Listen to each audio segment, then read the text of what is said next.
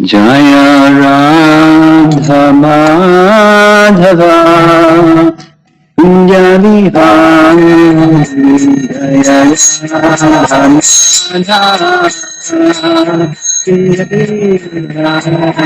Jaya Radha Madhava Kunja Vihari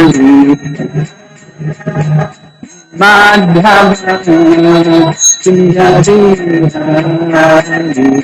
Gopi Jana Dhanabha Girivedhari Gopi Jana Dhanabha Girivedhari Gopi Jana Vallabha Girivedhari Gopi Jana Vallabha Girivedhari Jasodhanandana Brajajanandana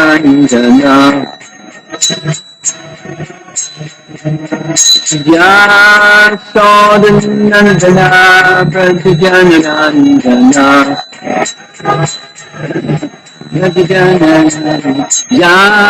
Yamanatira Yanakari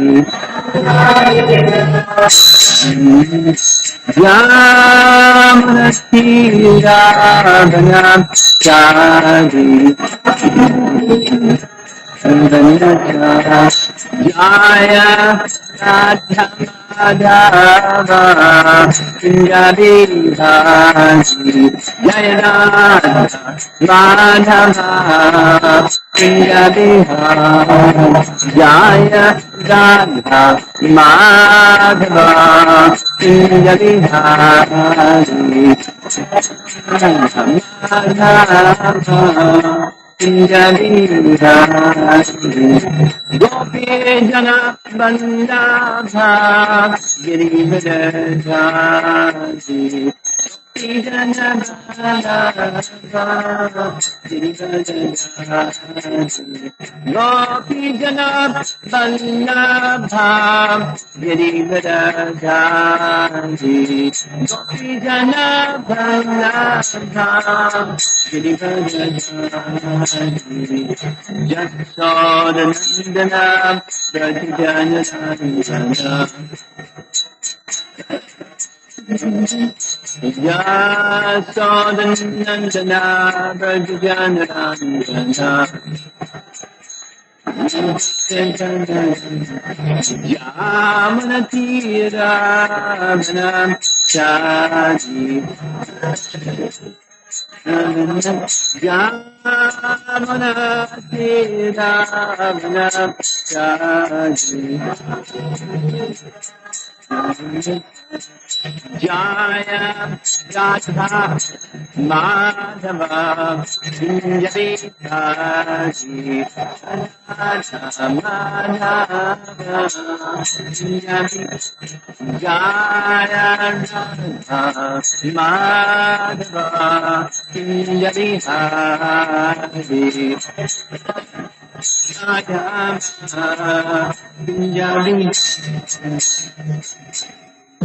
Jayom Bhiktipat Paramahamsa Hari Vijayacharya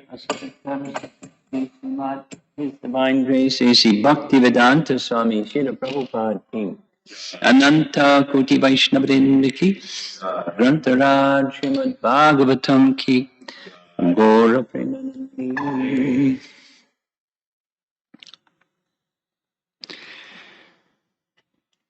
Om Namo Bhagavate Vasudevaya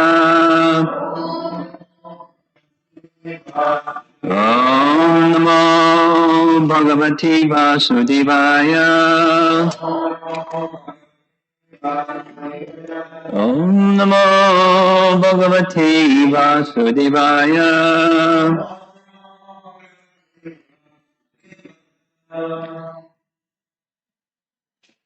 This morning we'll be continuing with Canto 10, Chapter 14, And we'll begin with text 16, 10, 14, 16.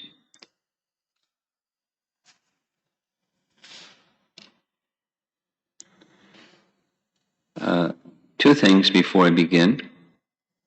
One is, I've gotten a whole bunch of communications about, you want a heater? And the problem isn't I don't have heaters. The problem is the wiring in this building is ancient, and it's at risk if you put too much of a load on it. And so I don't want to do that. So there's circuit breakers, there's little power strips so I figured out a way to get some heat. Little one over here, little heater over here, little heater over there, not too much. So it looks like it's going to be all right. Let's see. Because tomorrow it's going to the 20s. Let's see. So thank you, those who have concerns, and don't send me any more messages about heaters. Thank you. We'll see what Krishna arranges. Seems it's better. And welcome back. Thank you. How long have you been back? Since September 4th. Since when? September 4th. You've been here since September 4th? In a couple of months since I began in the temple.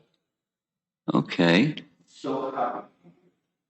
But missing. Well, you were in no man's land for a long time. I mean, can't come, can't go. I mean, you were in a nice place, but okay. Welcome back. Hare Krishna. So we're going to begin with text 16, 10, 14, 16. And the translation reads, Brahma speaking to Krishna, my dear Lord, in this incarnation you have proved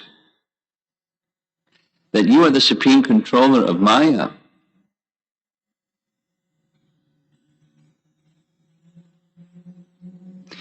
Although you are now within this universe, the whole universal creation is within your transcendental body. A fact you demonstrated by exhibiting the universe within your abdomen before your mother Yashoda. Now just a little sharing that's directly from Maya Damana, subduer of Maya.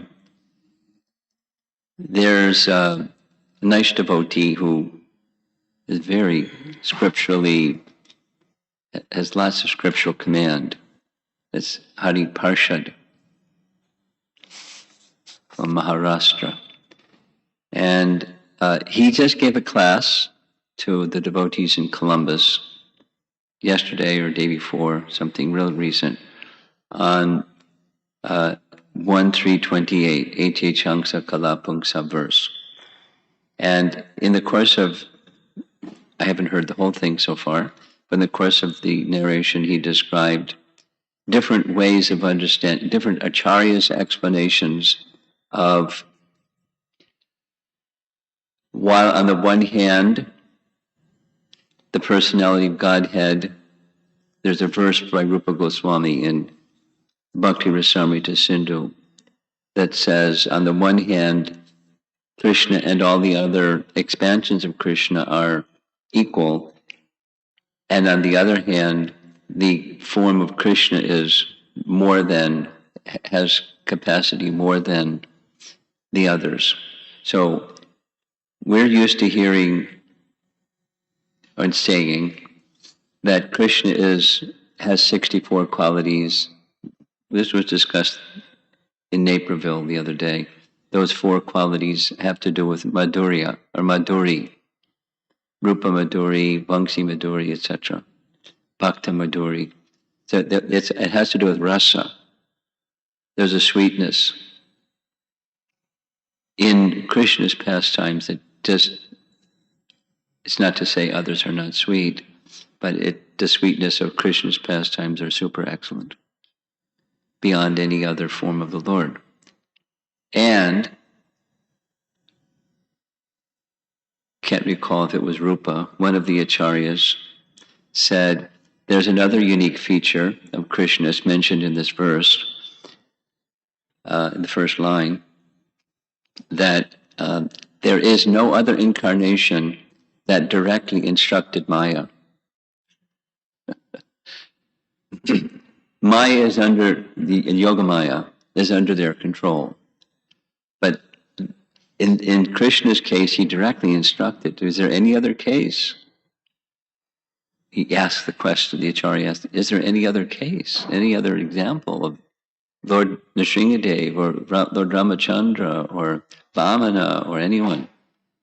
And, summoning Yogamaya and giving a direct instruction, do this, and do this. So the verse here says, my dear Lord, in this incarnation you have proved that you are the supreme controller of Maya. And that's an example. Even before his birth, he gave that instruction to Maya. Anyway, BBT purport. Lord Brahma here describes the inconceivable spiritual potency of the Lord. We may find a pot within a house, but we can hardly expect to find the house within the same pot.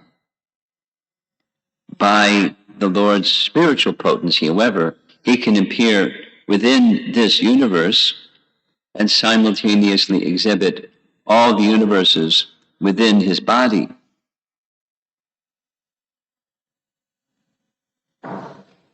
One may argue that since the universes, plural, seen by Mother Yashoda within Lord Krishna's abdomen were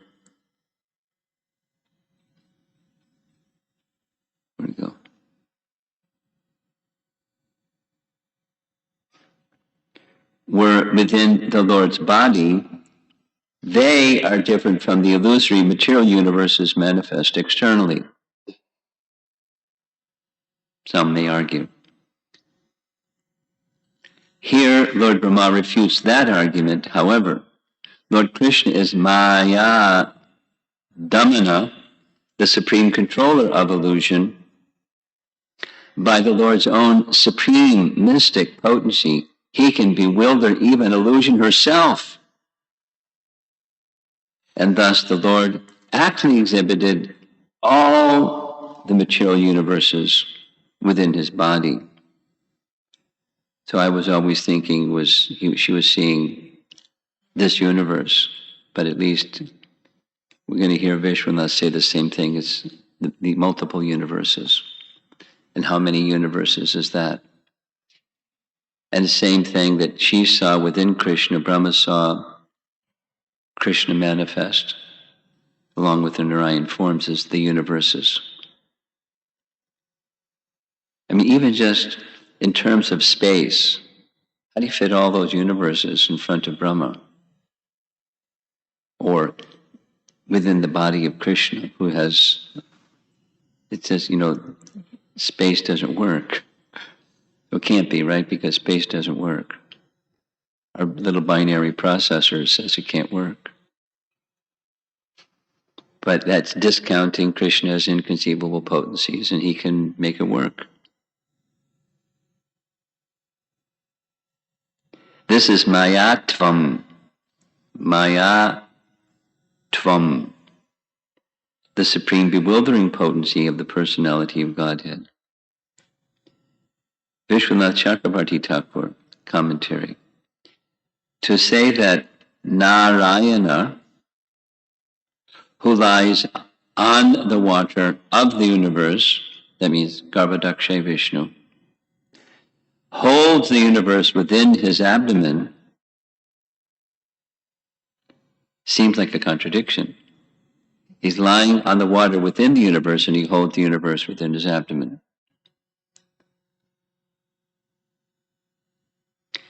A pot within a house cannot hold the house within it. One may reason that the spiritual body of Narayana holds an illusory universe within it, within him, and is situated within another real universe. But if that is so, then Brahma himself cannot really be situated in the Lord's abdomen, because it doesn't exist. It's just an illusory universe within the abdomen.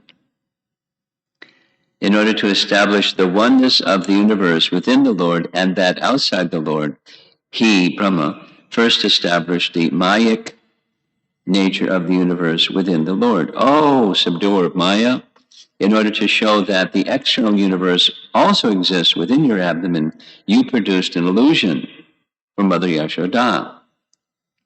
By the influence of your Yogamaya potency, your body was simultaneously within the universe and spread throughout the universe. Similarly, though I am within your abdomen, I arose from your abdomen, and I am situated here. Thus, you are still my mother.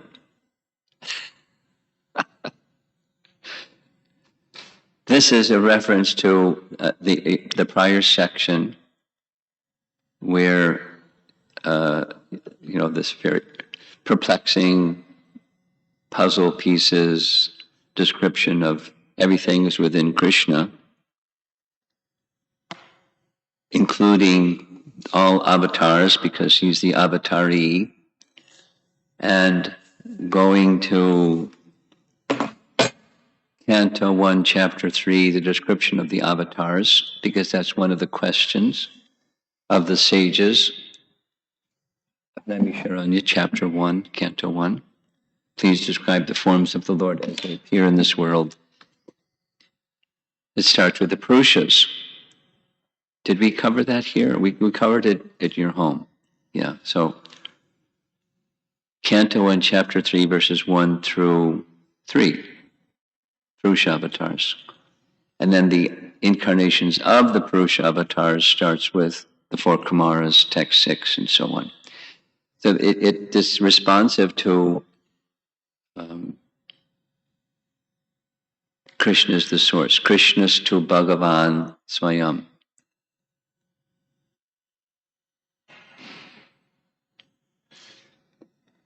I'm going to do a little, have a little fun. Take that verse and explain how, a little bit. I mean, it's such an important verse. It's Paribhasha Sutra of the whole Srimad Bhagavatam. Everything, all the other 17,999 verses are controlled by this one verse. It's the monarch, it's the emperor that controls all other everythings within the Bhagavatam. Not only within the Bhagavatam, within all of Vyasadev's writings. It's a very important verse. So the word tu, H-A Shangsa Kala Pungsam Krishna's tu, it's just a conjunction.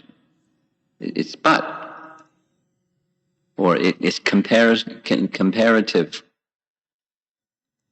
So the comparative is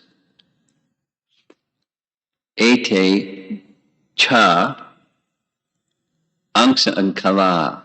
So the various expansions and other avatars that are listed above are either angsas or kalas. So they're in this category or that category, and then there's another category. That's the two. But Krishna is in his own category. And what's that own category? It's the avatari category. Krishna's to Bhagavan Swayam.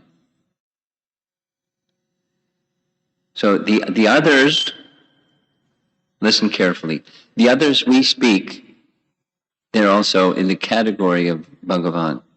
They manifest opulences of Bhagavan. Vishnu Tattva forms manifest the opulences of Bhagavan.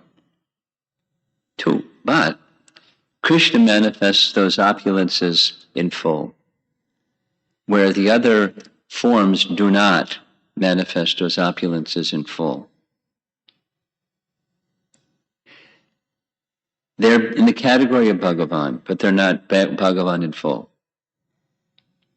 And I haven't studied carefully, but to some degree I've gone through, just in referencing at least, the position of Krishna in relation to all the other avatars described in Laghu Bhagavatamrita. You've heard of Laghu Bhagavatamrita. It's a text the BBT has translated with Gopi Pranarana's commentaries, written by Rupa Goswami with commentary. And the book is really thick, and the whole book is just on this topic, the avatars. That chapter 3 of Canto 1, chapter 7 of Canto 2, and then other references all over the place from other Padma Purana and other sources. And it goes through them sequentially, and no surprise, but the Ete Chanksa Kala verse gets a lot of attention because Rupa Goswami is a devotee of Krishna. Not only a devotee of Krishna, he's Rupa Manjari. So he has a lot of bhakti for Krishna. And so the other avatars, in one section, there's technical language of different categories of avatars that, for most of us, we read them, just kind of skim, and it doesn't go in. Like the technical terms of this, that, the other category. But there's a particular terminology for Shad Aishvarya Purna. Shad, 6. Aishvarya, opulence, Purna. And there's another Sanskrit term, starts with a P. I'm forgetting it at the moment. I have a bad memory. But it's the three that are in that category. There's others exhibit less than the three. And the three are Ram, Nrsimha, and Krishna. Shad Aishvarya Purna. And then Rupa Goswami says, and then gives scriptural references to support, of the three, Krishna is the origin and exhibits even more than Lord Nrsimha and Rama. And specifically from Rupa Goswami's perspective, it's the sweetness aspect, or the madhuri aspect, or the rasa aspect, because that's what's in Bhakti Rasamrita Sindhu. The rasa aspect of, it's not that there isn't rasa in others, in other forms of the Lord, but the intensity of that rasa, the intensity, the fullness along with that intensity of the love and exchanges with Krishna in Vrindavan, it just isn't matched by anyone. It's superlative even to Krishna outside of Vrindavan. So he goes through this very thoroughly. Now, let's just say, supposing somebody's a devotee of, there's no Gujaratis in the room, but in Gujarat they have a lot of attraction. There's a whole section of Gujarat followers that worship Dattatreya. They have a lot of bhakti for Dattatreya. Or there's, even within ISKCON, there's, or outside of ISKCON, a lot of love for Lord Nrsimhadev, the Nrsimha Bhaktas. I know a number of them, the Nrsimha Bhaktas, within ISKCON and outside of ISKCON. Some are really over the top. Dhruva, the devotee that just bump into Dhruva and you get Nrsimha Bhakti. He's immersed. He's immersed. So it's not, with the followers of Lord Chaitanya, accept Krishna as the Supreme Personality of Godhead. But even amongst the followers of Lord Chaitanya, the classic example is Mari Gupta. He was a Ram Bhakta, and he didn't deviate from Ram Bhakti, although he was a devotee of Lord Chaitanya, because within Lord Chaitanya is everything, as within Krishna is everything. So there's not it doesn't bounce. It's not water and oil; they mix. At the same time, Krishna is the Supreme Personality of Godhead, that which He who is the source. So this section of Brahma's prayers to Krishna is delineating some of that. There's many other places where this delineation goes on, but it's a prominent place. He is very special. Krishna in Vrindavan is very special. It's the superlative. So specifically, he is the controller of Maya. Now, in this particular commentary, the indication is Mahamaya. That is, he's not controlled by Mahamaya. His body is not made of Mahamaya. He is not controlled by Mahamaya. He has nothing to do with Mahamaya. But the universes are made of the material energy, which does have a vast infusion of Mahamaya.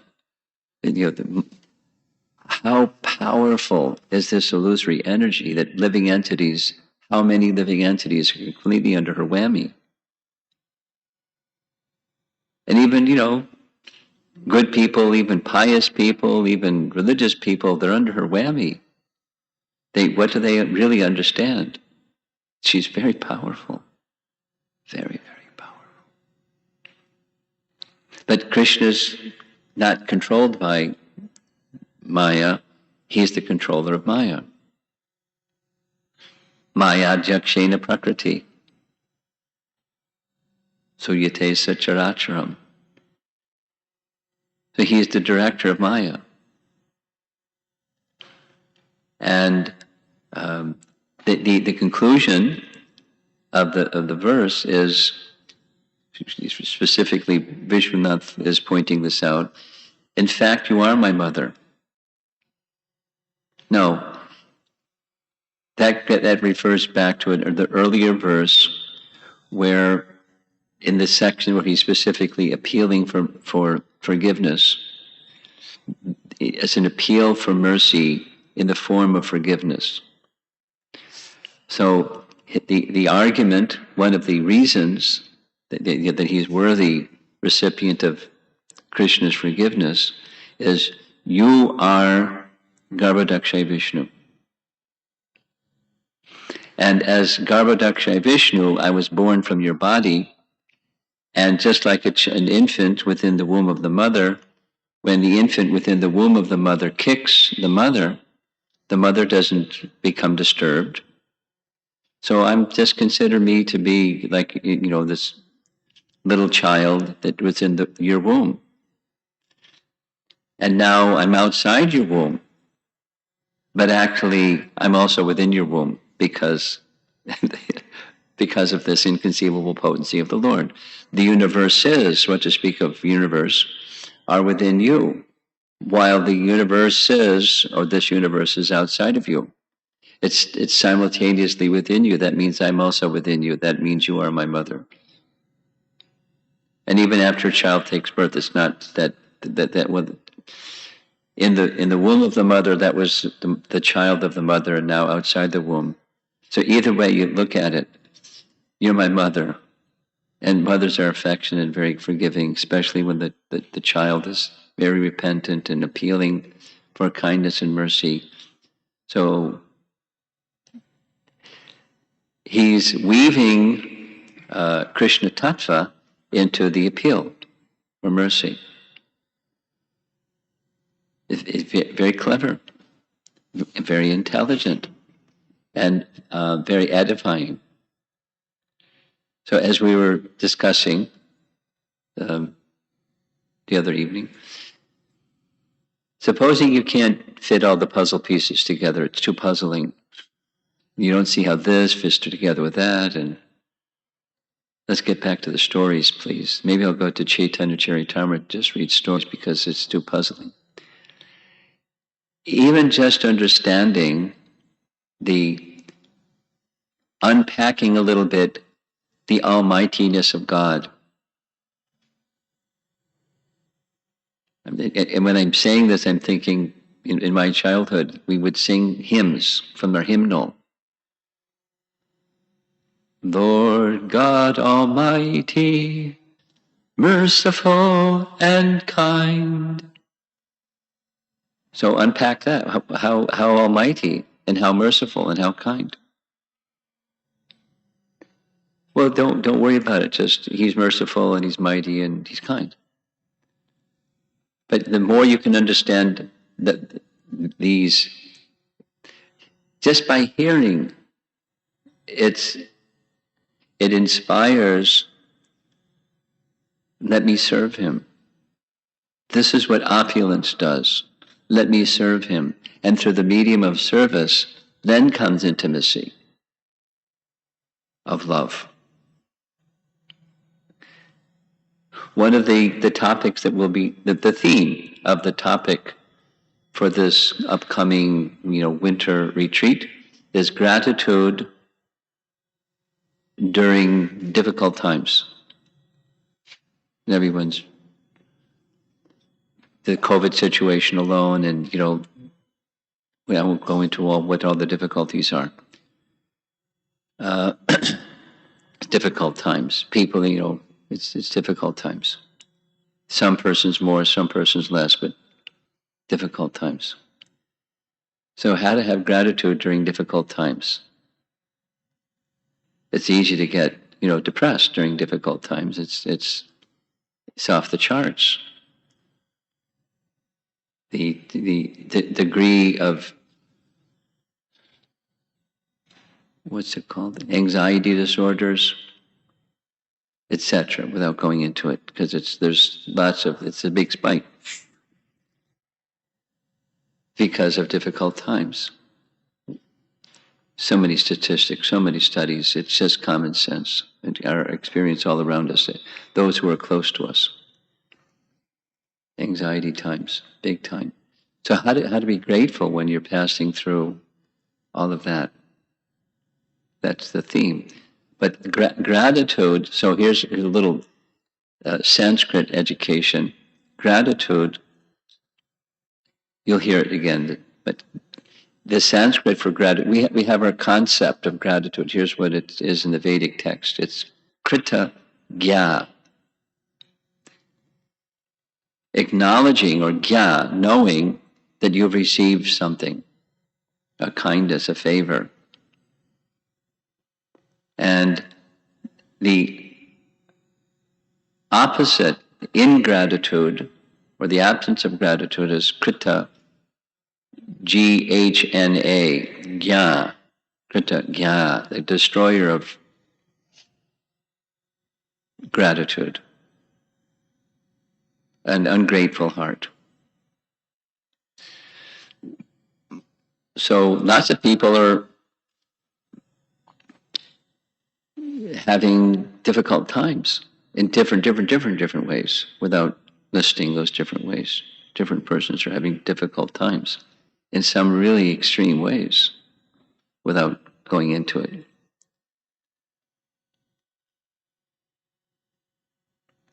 Really extreme ways. I could say a name or two, but I don't think it's appropriate.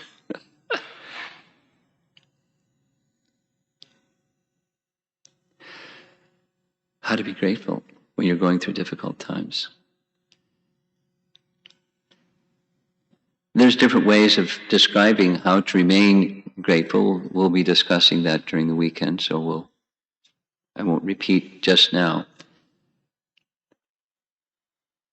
Brahma is expecting punishment. He's not cleverly trying to wiggle out of whatever is due to come to him, because the Tat Tenu Kampam verse says very clearly, I'm ready. If you want to forgive me, fine. If you want to punish me, fine. Whatever is coming to me because of my misdeeds, I'm already of the disposition to accept it. Like Maharaj Parikshit, being the disposition to accept whatever was the consequence of his misdeed. We have all done some misdeeds. Some of them we know, some of them we don't know. Whatever it is, we take responsibility, and here it comes. Or we don't even know, we don't thinking ahead of time, there must be some misdeeds that I've done because look at this thing that's happening right now. So the position of a devotee is to stay fixed on the lotus feet of the personality of Godhead in the mood of service. And that's a soothing balm to the heart.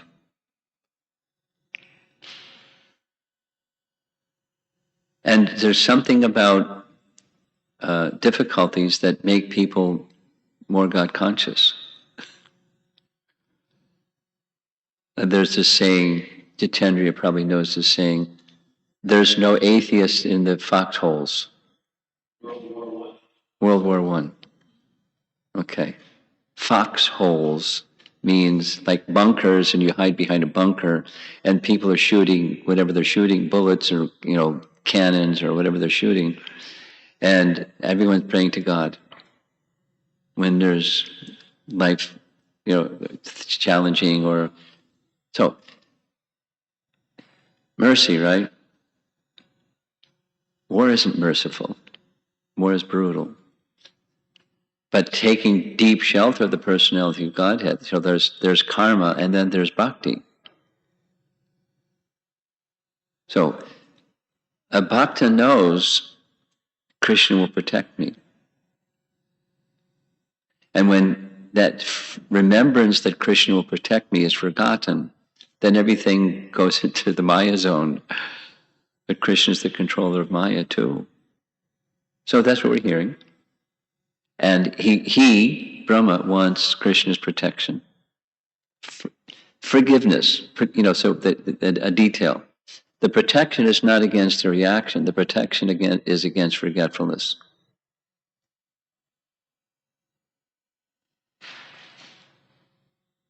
There's obstacles between us and Krishna, and that's our own stuff. Using Stira's comment yesterday, that's the obstacle. It's our own stuff. Krishna, protect me from my own stuff. Please remove the obstacle. You can do with me what you like, but please remove that obstacle, those obstacles, my baggage that I've been carrying for who knows how many lifetimes. Please remove that baggage. Please remove the obstacles, that which is standing between you and me. I'm making efforts, and I'm dependent upon your mercy. That's our bhakti position in the face of life, which has, good fortune and ill fortune. Let me not become the enjoyer of the good fortune. Let me become devastated when there's ill fortune. Whatever that is, it is. Let me stay fixed in my devotion to you. And that's the mercy, that's my understanding at least, the mercy that Brahma is asking for.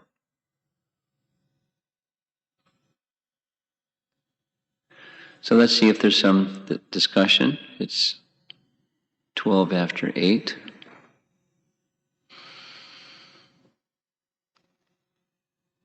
Gokulananda, you got something? You're stretching.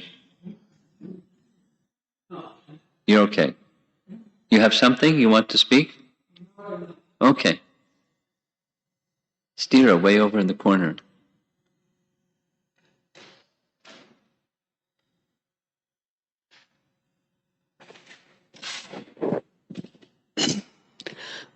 As you were mentioning about the Paribhasya Sutra, yes, For Srimad Bhagavatam, is there a similar for like Bhagavad Gita, a Paribhasya Sutra? The commentators that I have seen have not pointed to a Paribhasya Sutra in in Bhagavad Gita. It has been pointed out in Bhakti Rasamrita Sindhu.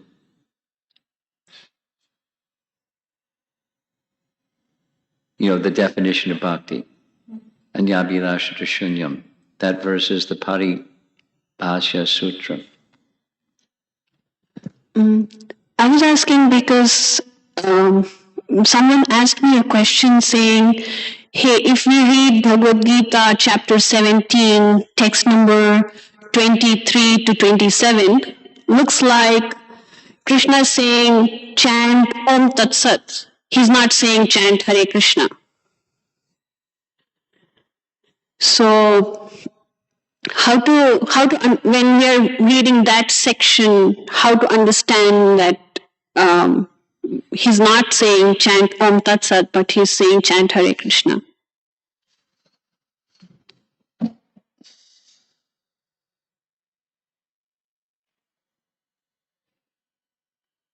Well, there's several things.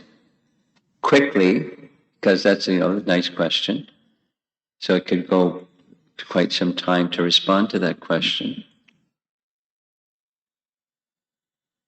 What's the big picture of Bhagavad Gita, or even bigger, what's the big picture of the Vedas?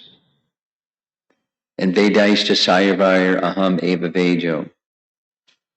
The big picture of the Vedas is to know Krishna, Aham. So that which achieves knowing Krishna, or the verse that's twice in Bhagavad Gita, Manmana Bhava Mad Bhakto Madhyaji Mam Namaskuru, that which achieves that's at the heart. So those who chant Om Tat Sat may not be doing either of those. It doesn't mean Om Tat Sat is in the garbage can, but it's not the essence. It's a Vedic mantra. And so that Vedic mantra indicates Krishna. But some may chant Om Tat Sat and not become Krishna's devotee, being Rishikena Rishikesha Sevanam. So that which brings one to the position of becoming Krishna's devotee, mind always absorbed. Man mana bhava mad bhakto madhyaji mam. It's all first person singular. Om Tat Sat is not first person singular. So that's an explanation that has to do with the nature of Sanskrit language and the place of Vedic mantras within the whole big picture of the purpose of the Vedas and the purpose of Bhagavad Gita. So it looks like Om Tat Sat is more towards the impersonal side, whereas... Well, embedded within it, because if one is an impersonalist, it doesn't go beyond that. If one is a devotee may say Om Tat Sat, and they know what that means. It's a sacred sound, just like Pranava. Krishna says, I am Pranava. Shabdake Paurusham Drishu. That is Krishna.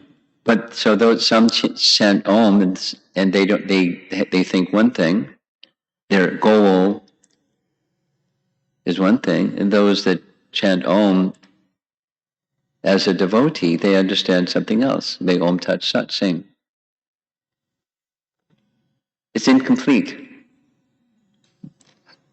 It's incomplete in the sense that the personality of Godhead is not directly indicated by Om. It's indirectly. It's the sound representation of.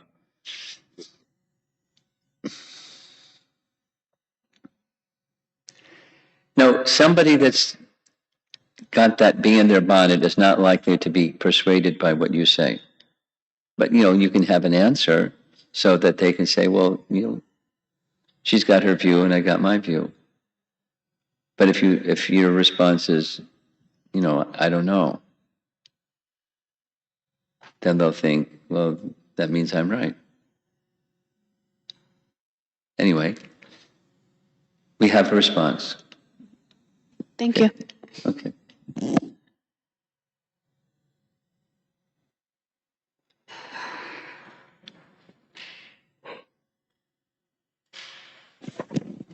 Maharaj, I have a couple of thoughts, and I want to see if I'm processing this appropriately. So, the first one, Lord Brahma is the most intelligent being in the whole universe. And he's using this faculty of intelligence to provide some very clever arguments, providing a checkmate, you are my mother, and, the house and the pot. So is it correct to understand that he misused, or the same faculty of intelligence was used, perhaps, in a way that he was challenging Krishna, and then he uses the same faculty of intelligence to glorify Krishna. Mm-hmm. But, one of your questions the other day was, what's the purpose behind it? It looked to you that he was being a little manipulative. And I disagreed.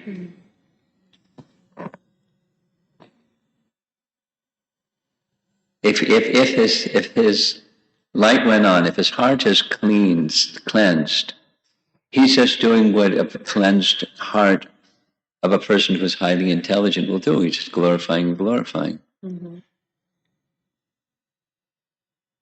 These are sound reasons. I mean, Krishna is going to show his mercy anyways. Mm-hmm. And an intelligent person will know that because he is supremely merciful. Mm-hmm. But so an intelligent person, and a truly intelligent person, isn't manipulative. It's just he's gushing out his glorification of you are this, you are that, you are the other thing. Now it could be that you're patronizing or patting someone because you want something, and that's the manipulative. I don't take it that that's the position from which Brahma is speaking. He's just exhibiting the resource that he's been given, his intelligence and knowledge. With that intelligence, he has a grasp of these things. So he's honoring. This is my relationship with you. You are my father. You are my mother. Brahma, I'm a little boy in a village, taking care of cows. You're the big guy in the whole universe. What are you saying? I thought you were intelligent. It's true. Isn't it true? It's true. My regard for you is true.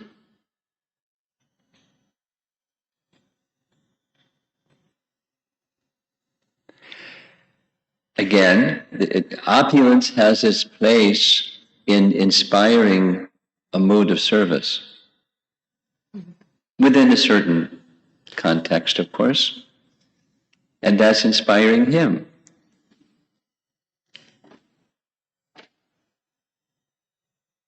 And then there's the resident of Vrindavan.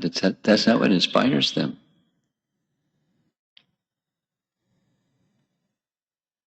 I'm thinking of the prayer of the conversation with the gopis.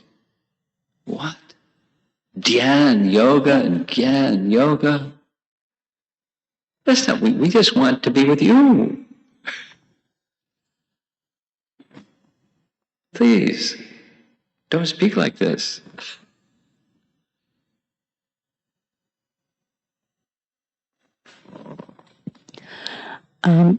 Going back to what I was expressing as, my perception of an expectation mentality on part of Lord Brahma. Today's class made me wonder if, there is a very important element here of rasa. That, when we evaluate, or perhaps when I'm evaluating from a viewpoint of dasya rasa, the prayers are a little hard to understand, whereas it seems that the rasa that Brahma shares with Lord Krishna, Sakhya rasa, has a large part to play in the prayers and the mood of the prayers. Yes. Now, different Brahmas have different rasas. And the Brahma that's in Canto 2 is not necessarily the Brahma that is in Canto 10. It's not necessarily the same rasa. That's a detail. But yes, prayers definitely it has to do with both. One's psychophysical nature. The prayers of the demigods, you read into the prayers of the demigods, read it carefully, and it tells something about their relationship with Krishna. The prayers to Krishna in the chapter 2, prayers of the demigods.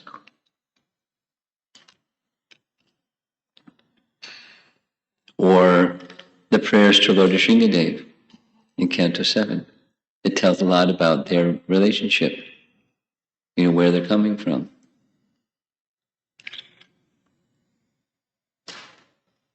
In addition to their eternal rasa. So same for us. Therefore, it's beneficial to do both. Have standard prayers that inspire us, and we recite them regularly, and our own personal prayers. Both have their place.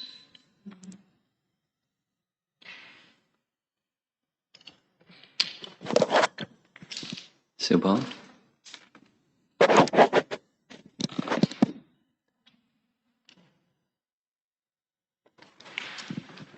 Hare Krishna Guru Maharaj. I wanted to ask you about two questions on Krishna's Tu Bhagavan Swayam. The one is on understanding how difficult and how rare this Krishna's Tu Bhagavan Swayam is, from the example of these pastimes of Lord Brahma, who, is a perfected soul, pure devotee, in an intimate relationship with Lord Vishnu, but when witness the pastimes of Lord Krishna, then obviously there's some doubt. Some? Doubt. And you explained yesterday, I thought it was very wonderful, that his inquisitiveness got manifested to understand, this is my Lord. And it was bewildering just to see that sweetness and that type of relationship with the Brijavasis, the Braj Bhakti. So it's very difficult to understand Krishna as the ultimate, the Swayam Bhagavan. And Lord Brahma examples that. So the first question is from the perspective of those who are Vishnu Bhaktas. I'm thinking of Sri Vaishnavas. How do they relate to Krishna? I mean, obviously, when you go to the Sri Vaishnava temples, there's acknowledgement of Krishna. There's sometimes, little temples of Radha Krishna. So, but how do they relate to Krishna? Two answers. There's the standard, and then there's the personal. The standard is Krishna is an avatar of Vishnu. This is an aspect of Vishnu performing Leela. And the Leela, we heard this already. There's 16 potencies, the 8 mystic cities, and the 6 opulences of Bhagavan. 6 plus 8 is 14, and there's another 2, Leela Shakti and Kripa Shakti. And the personality of Godhead has both. Leela Shakti. All forms of Narayan have both. And there's a strong emphasis in Sri Vaishnava tradition to appeal to the Kripa Shakti dimension. That's Sharanagati or Prapati. And they regard Ramayana as a treatise on Prapati or Sharanagati, or a teaching about the Kripa Shakti aspect. And then there's this wonderful Leela Shakti aspect that's very sweet also. So they, as Ram has his Leela, Krishna has his Leela, Nrsimha has his Leela, Vamana has his Leela, and they're avatars of Vishnu or Narayan. That's the general. It says different aspects and different features and manifestations of the original Narayana. That's their conception. And there may be different amongst the worshippers of the Supreme Lord who have some special affinity for Ram or Nrsimha, and or Radha, not Radha Krishna, but Satyabhama Krishna or Rukmini Krishna. They have their affinity, and then the different ones are going to have different affinities, even for the same avatar.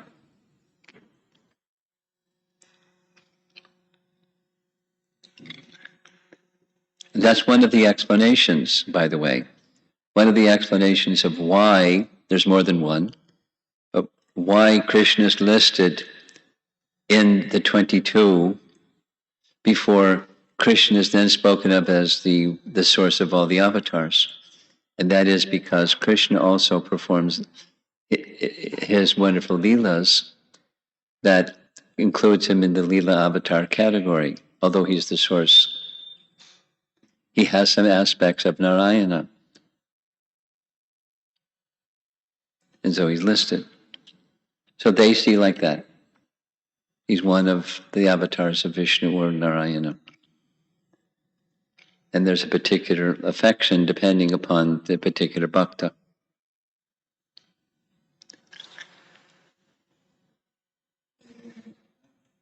Question. Actually, well, two more related like that. One is from the Vaikuntha Vasis, those who are, perfected souls in Vaikuntha, they do recognize Krishna, but just as you explained today, this is a right understanding I'm asking more. You said it real fast, I didn't catch it. That I'm trying to check if I understood this right. When you said that in the class you mentioned that the devotees maintain their devotion to a particular deity or form of the Lord that they relate to. This is followers of Lord Chaitanya I was speaking about.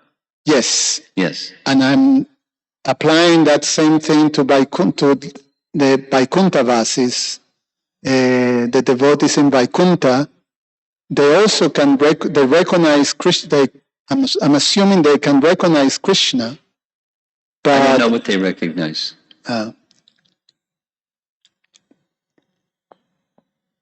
If we asked Hanuman, what do you think of Krishna? Oh, yeah. I don't know what he's going to say. Ram.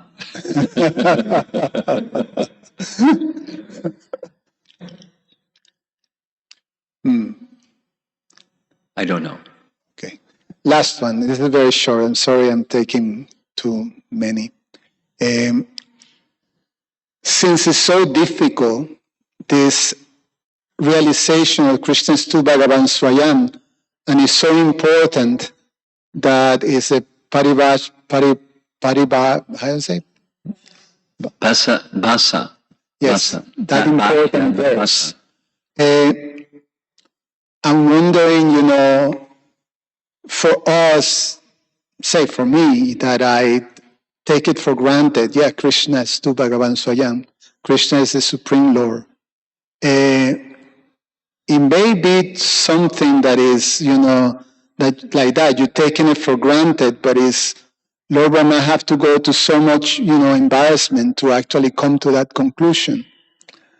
And so it's a very heavy, important principle that we should be careful not to take it for granted. So I wanted to see if you can comment on that. Well, the only comment that comes to mind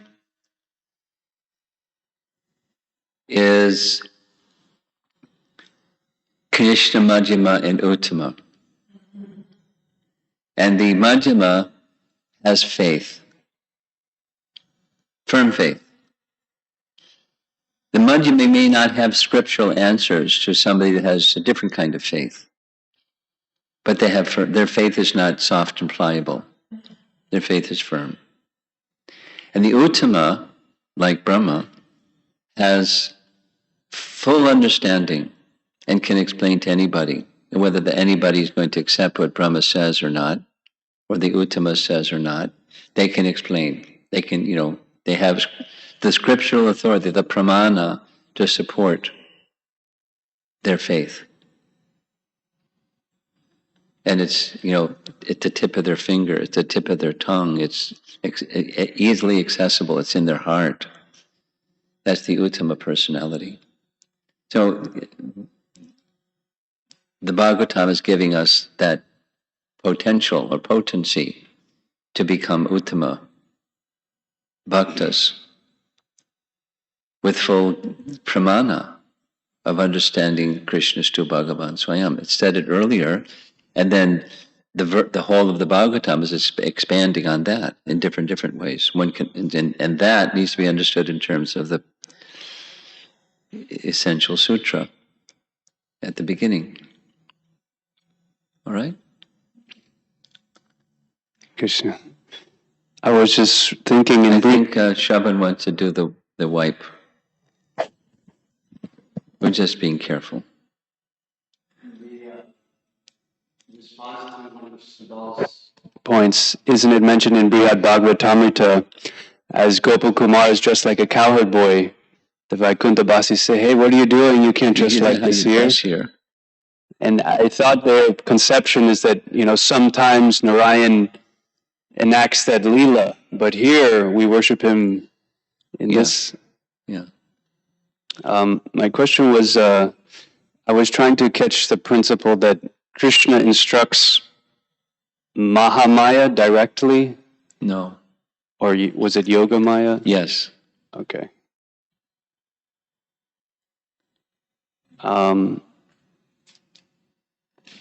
In Vaikuntha, another question I've had was, which rasas are there? Is there Madhurya ras? Well, the goddess Lakshmi is Madhurya Ras.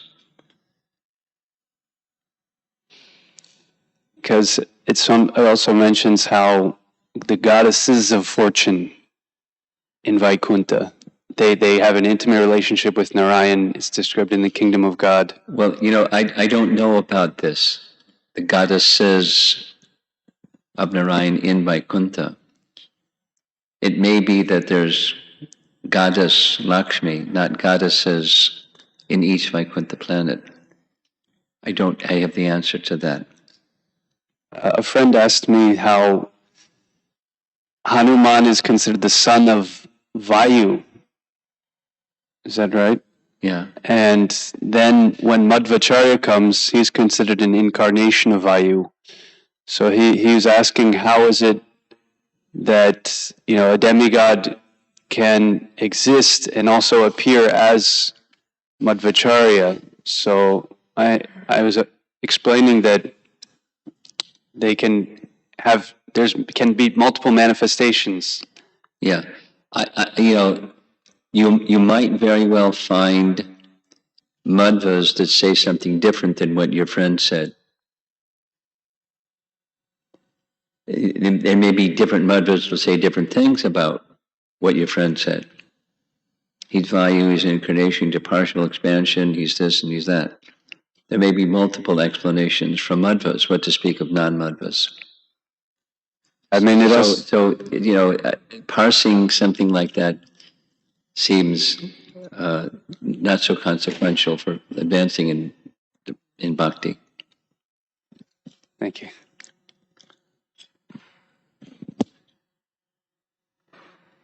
Over here, anyone? Okay, we'll go online. Hare Krishna, this is Sneha Vali. A question from yesterday's class. In commentary to verse 15, Jiva Goswami refers to Bhagavatam 3.9.3, where Lord Brahma is praying, "My dear Lord, I do not see you separate from impersonal Brahman, which has no qualities but full of bliss." My question is why Jiva Goswami is referring to this verse, 3.9.3, regarding impersonal Brahman, because the verse 15 seems very straightforward, with no indication of impersonalism. Thank you.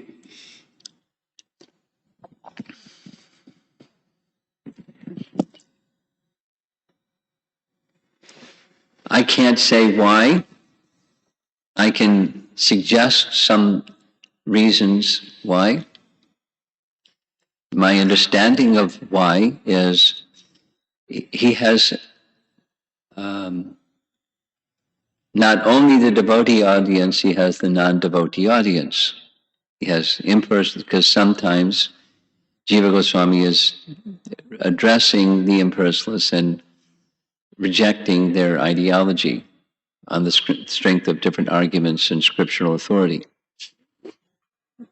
So my thought or understanding of why he's doing that is to support the understanding from Canto 1 that the impersonal feature is an aspect of the absolute truth, but it's resting upon the personal feature. The Vedanta Tattva Vedas Tattam Yajnanam Advayam verse. The Paramatma, or the impersonal feature, is resting upon the personal feature. And the statement is, I don't see you different. That is, the impersonalists do see difference. One is Brahman, the other is covered Brahman. But there's no difference. They're the same tattva, the absolute truth. I don't know if that satisfies her, but that's my response. And it looks like the last question from Swati Murali. Hare Krishna Guru Maharaj, as you stated, as devotees we need to remain fixed in Krishna's shelter despite whatever circumstances we find ourselves in. However, it's often so superficial.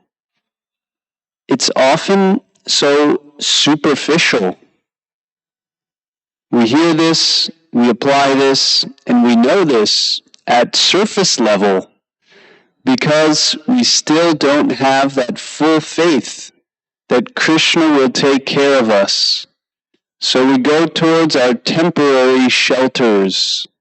How do we develop a deeper understanding of Krishna's merciful nature?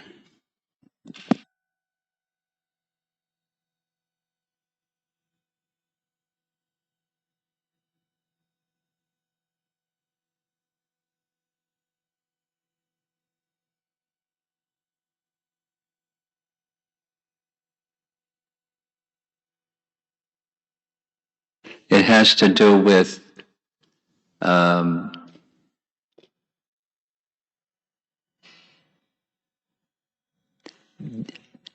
surrender, or submission, or surrender, or death.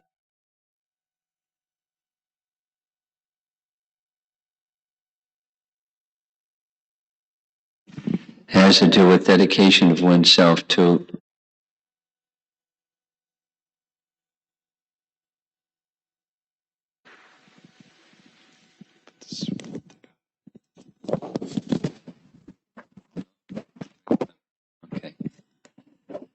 has to do with the dedication to the topics of Krishna. Stanes tatak shruti gatan tanavan manobir. Within that phrase is the answer to the question. The quality and degree of absorption and dedication to the topics of Krishna takes one deeper into bhakti.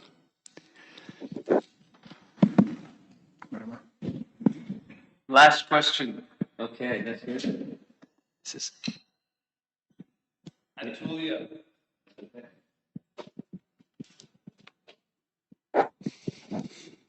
Guru Maharaj, when Aghasura swallowed the Gopas and took them away, we consider him to be a demon, and Krishna corrected him by killing him. On the other hand, Lord Brahma took away the Gopas, we consider him to be a great devotee, and Krishna corrected him by forgiving him. By no means I want to compare Lord Brahma as a demon, and we know that it was Krishna's plan to put Lord Brahma in illusion. But I'm making this comparison to learn to understand my own actions and thoughts. Could you please share some instructions that even though outwardly both the actions look the same, but what are the differences between Aghasura-like mentality and Lord Brahma-like mentality that make a big difference in the eyes of Krishna?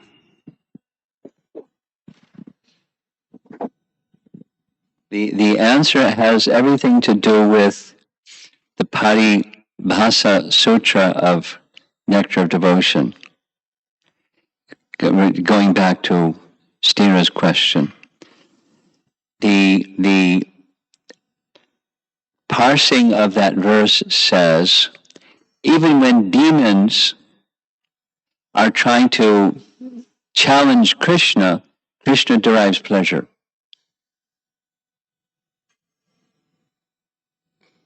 So that's not the criterion simply that Krishna derives pleasure. It's the intention behind the action. For the devotee, the intention behind the action is to please Krishna. That's bhakti. And Brahma was a bhakta, and Aghasura wasn't. He wasn't doing this to give Krishna pleasure. And that's the distinction. So for your own purposes, not just, you do, like Sri Radhika was saying, in a calculating way, I want to get what I want, and so I'm going to present things to Krishna so I can get what I want, which is in this case, forgiveness. It's the intention behind is the essence of bhakti, that I want to see that Krishna is pleased. And I may not be so capable of seeing that Krishna is pleased, but that's what I want. And so I'm seeking the representatives of Krishna to guide me and to give their mercy so I can get the mercy of Krishna, so I can be, my intention to please Krishna is fulfilled. That's bhakti. Prabhupada ki jai.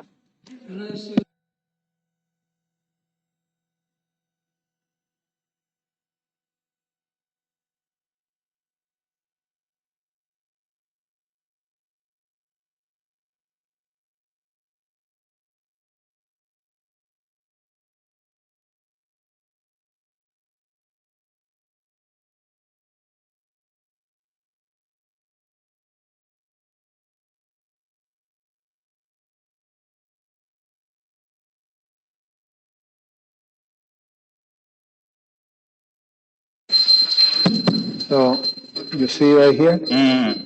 Both are much different. Yeah, huge difference.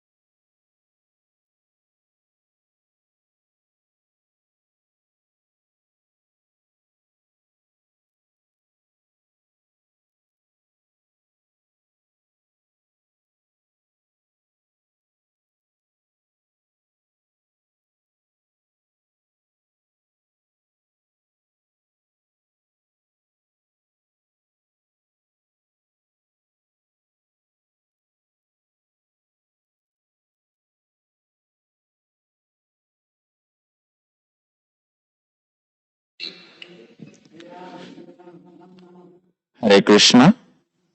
Yeah. This is actually going red actually. Hare Krishna. See, speaking out at the towards the end. Hare Krishna. Hare Krishna. This is okay. Hare Krishna. This is again red. One thing I can do is turn this off. Hare Krishna. Hare Krishna. Krishna Krishna. Hare Hare. Hare Rama. Hare Rama. Rama Rama. Hare Hare. Well, it's sitting that red, I'm not sure.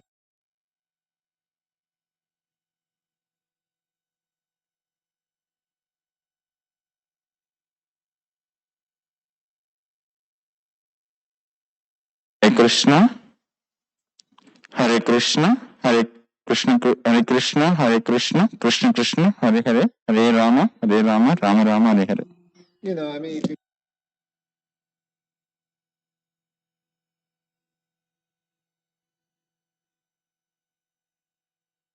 these programs,